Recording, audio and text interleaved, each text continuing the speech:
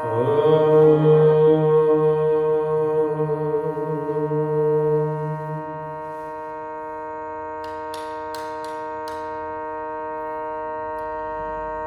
गणेशाय नमः।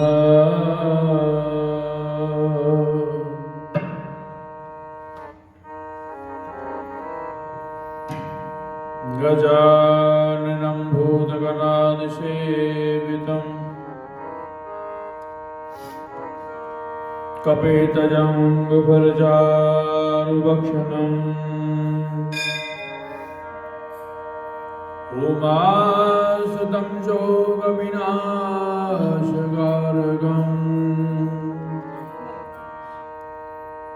नमामि विघ्नेश्वरपादपङ्कजम्।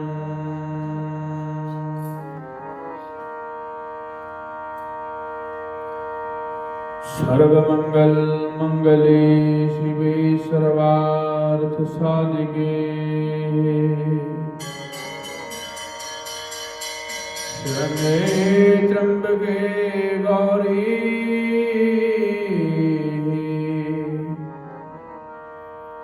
नारायणी नमोस्तुते।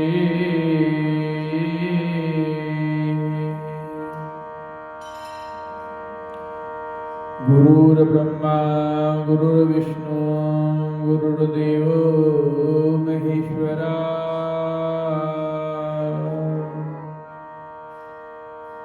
गुरुर्साक्षात् परब्रह्म तस्मै श्री गुरुवे नमः।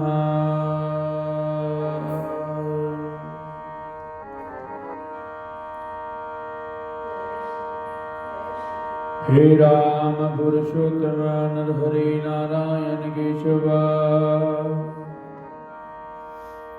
गोविंद गरुड़ध्वजे गुणनिधि दामोदर माधव। हे कृष्ण कमलापते यदुपते सीतापते श्रीपते वैकुंठाधिपते चराचरपते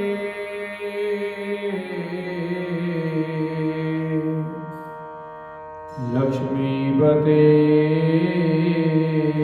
पाहि माम्।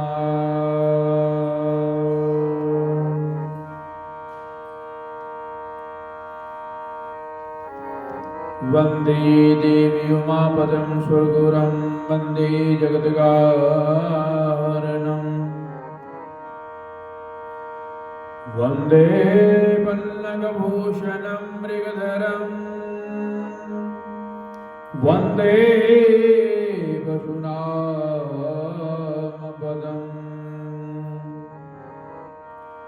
वन्दे सूर्यशशाङ्कवहिनयनं वन्दे मुकुन्दप्रियम् वन्दे भक्तजनाश्रियं च वरदाम् वन्दे शिवं सुन्दरम्।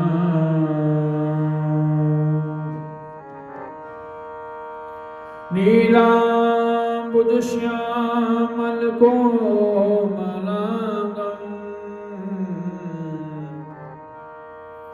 सीतासमारोपितवामभागम् आरुहोमासाय गजारुजभम् नमामि रामं रघुवंशनाथम्।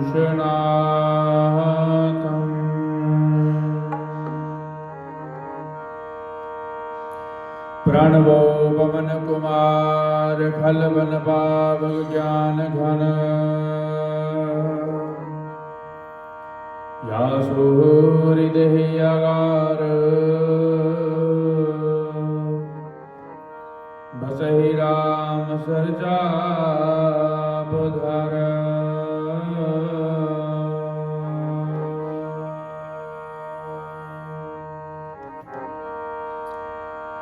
प्रथमे गुर को वंदना,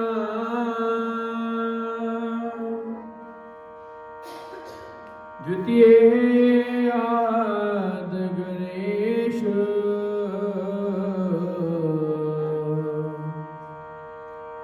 तृतीय सिमरा शारदा, जी मेरे कंठ करो परवेश।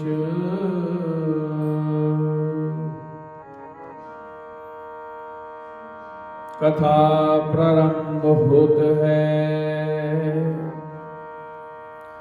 आहो वीर हनुमान,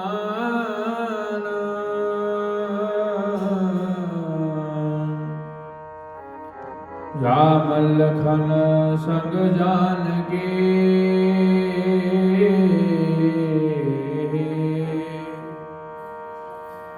सबका करो कल्याण।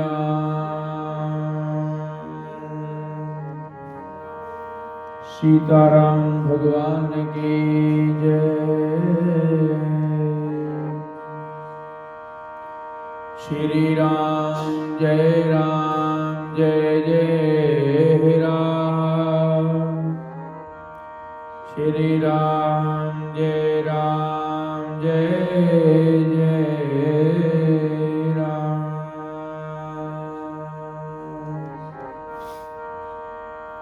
दिव्य पावन कार्तिक महात्म्य कथा आज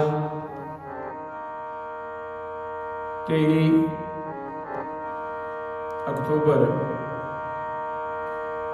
2022 दिन रविवार,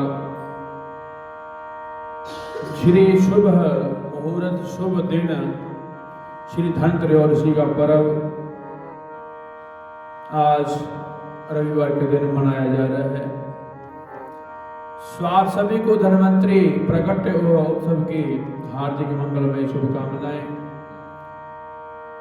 कार्तिक कथा को शुरू करते हैं। कार्तिक कथा के भीतर राजा पृथु देव ऋषि से कार्तिक कथा का अद्भुत ज्ञान प्राप्त कर रहे हैं। देने वाला, सुख संपत्ति धन इत्यादि को देने वाला, यशमान को देने वाला कार्तिक महात्म्य कथा राजा पृथु देव ऋषि नारद से श्रवण कर रहे हैं।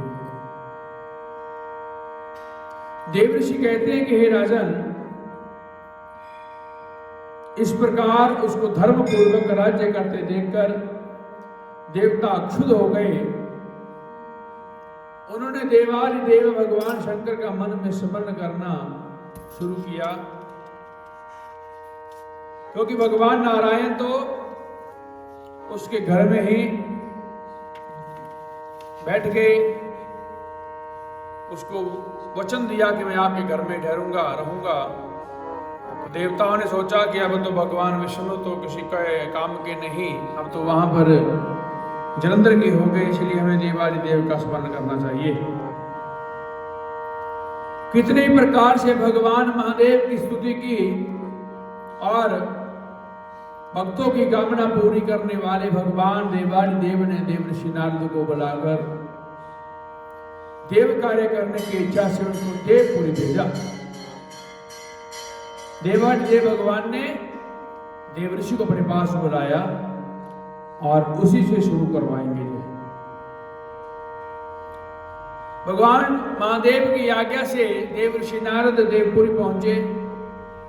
इंद्र आदि सभी देवता व्याकुल होकर शीघ्रता से उठकर भगवान श्री देव ऋषि नारद की स्तुति करने शुरू की।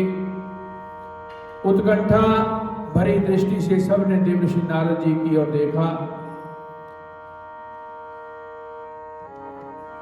अपने सब दुखों को कहकर उन्हें नाश करने की प्रार्थना की। देव ऋषि ने कहा कि मैं सब कुछ जानता हूं।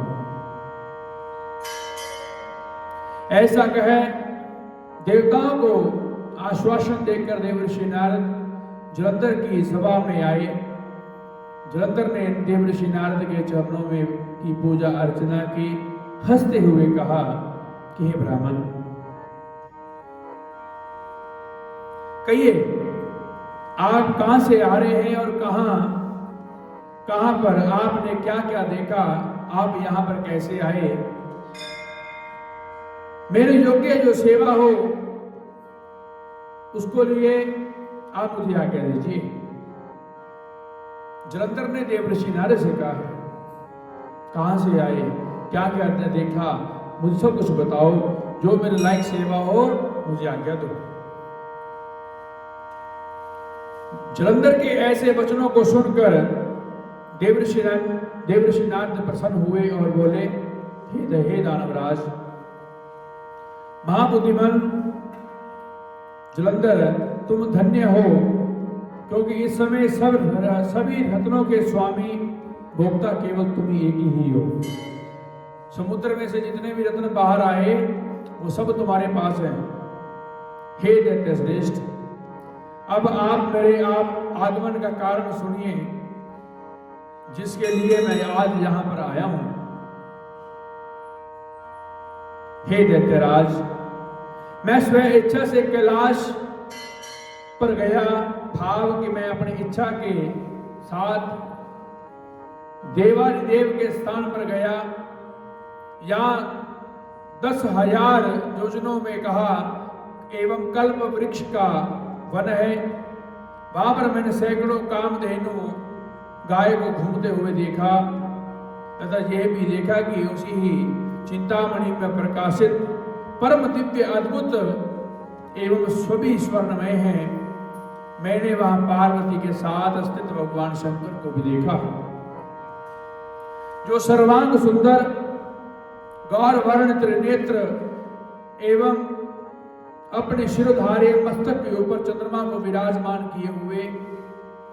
ये देखकर मुझे कहा, बहुत ही आश्चर्य हुआ कि उनके समान समृद्धिशाली त्रिलोक में कोई नहीं है भी या नहीं है। हे दैत्येंद्र देवराज, दैत्यों का जो राजा होता है दैत्येंद्र उसको कहा जाता है। उसी समय मुझे आपकी समृद्धि का स्मरण आया और देखने की इच्छा से मैं तुम्हारे पास आया हूं। यह सुनकर जलंधर को बड़ा हर्ष हुआ। उसने देवर्षि नारद जी को अपनी सभी समृद्धि दिखला दी। उसे देखकर देवताओं का कार्य करने में इच्छुक शिव जी प्रेरित देवर्षि नारद ने जलंधर की बड़ी प्रसन्नता की और कहा, निश्चय ही तुम त्रिलोकपति होने के योग्य थे। तुम्हारे लिए ऐसा होना कोई विचित्र बात नहीं। मैं देखता हूं कि तुम्हारे पास सब कुछ है, किंतु किसी बात की कमी नहीं है। ऐरावत हाथी भी है, उच्चे श्रवण नाम का घोड़ा भी है एवं कल्प वृक्ष भी है। कुबेर की सभी जितनी भी शक्ति वो तुम्हारे पास है और मणियों एवं रत्नों से परिपूर्ण के स्वामी केवल आप ही हैं। ब्रह्मा जी का हंस युक्त विमान भी आपके पास ही है और एवं दुत्तलोक पाताल पृथ्वी पर जितने भी रत्न हैं वो सब कुछ तुम्हारे पास तो हैं, परंतु मैं तुम्हारे इस प्रकार से इसी प्रकार के रत्न ऐश्वर्य को देखकर बड़ा प्रसन्न हो, परंतु तुम्हारे पास कोई स्त्री रत्न नहीं है। जलंधर को कह दिया कि तुम्हारे पास सब कुछ है, परंतु एक स्त्री रत्न तुम्हारे पास नहीं है। इसलिए तुम्हारा ये सब कुछ फीका है, ये तुम्हारे किसी काम का नहीं है। तुम कोई स्त्री रत्न ग्रहण करो। देवर्षि नारद के इस प्रकार के वचनों को सुनकर दैत्य काम से व्याकुल हो गया और उसने देवर्षि नारद को प्रणाम करके पूछा कि ऐसी स्त्री कहां मिलेगी जो सभी रत्नों से सर्वोत्तम श्रेष्ठ हो। यदि ऐसा रत्न कहीं मिले तो मैं उसे अवश्य लेके आऊंगा। देव ऋषि बोले, खेद है महाराज, ऐसा रत्न तो केवल कैलाश पर्वत पर ही है, पर वो है किसके पास? योगीराज शंकर जी के पास है। उनकी सर्वांग सुंदर पत्नी देवी पार्वती बहुत ही मनोहर, उसके समान कोई सुंदरी मैंने आज तक नहीं देखी। शंकर से बढ़कर समृद्धिवान दूसरी कोई नहीं, और उसी के इसी रत्न की महिमा तीनों लोकों में कहीं पर भी नहीं होती।